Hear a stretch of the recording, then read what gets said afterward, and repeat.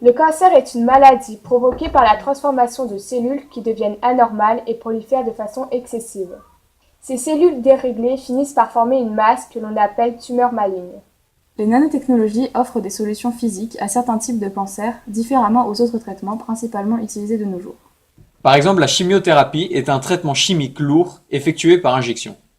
Pour diriger une nanoparticule vers une cellule tumorale, il y a deux méthodes. On peut utiliser la différence de pH qu'il y a entre une cellule saine et une cellule cancéreuse. En effet, une cellule cancéreuse a un pH de 6, tandis qu'une cellule saine a un pH de 7,5. Les molécules capables de se diriger dans le corps sont appelées sondes. Celles utilisées pour la méthode que nous venons de citer se dirigent et stagnent dans un environnement dont le pH est proche de 6. La deuxième propriété qui permet à des sondes de guider des nanoparticules dans une tumeur s'explique par le fait que la barrière endothéliale est plus poreuse que celle d'une cellule saine. De plus, la tumeur a plus de difficultés à évacuer des substances étrangères, ce qui permet à ces petits objets invisibles de s'accumuler. Le scientifique que nous avons rencontré utilisait la métaphore d'un labyrinthe dont la porte était grandement ouverte et dont il était impossible pour les nanoparticules de ressortir. Maintenant que la route vers les tumeurs est établie, nous allons voir les trois différentes méthodes pour détruire les cellules en mauvaise santé. L'hyperthermie consiste à placer des nanoparticules, par exemple d'or, autour de la cellule cancéreuse. Ensuite, on irradie le tout avec un rayonnement lumineux qui va chauffer les nanoparticules, ce qui aura pour effet de détruire les cellules environnantes.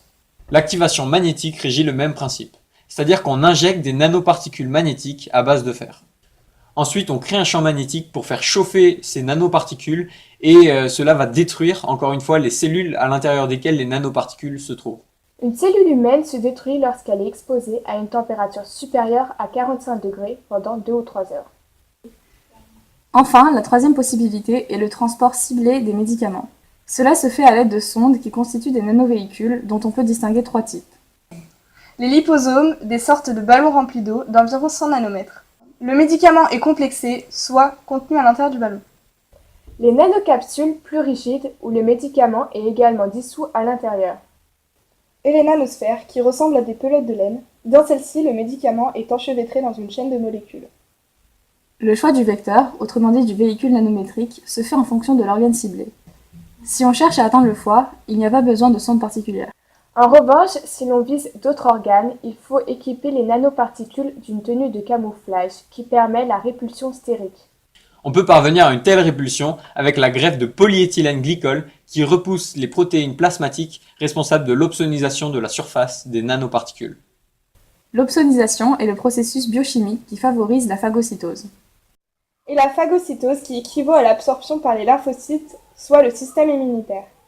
Une fois équipés de leur tenue de protection, les nanoparticules peuvent se déplacer librement dans le corps, sans que notre système interne de protection ne s'affole.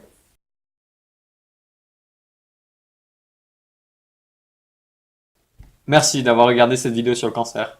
Et à très vite pour la suite de notre TPE.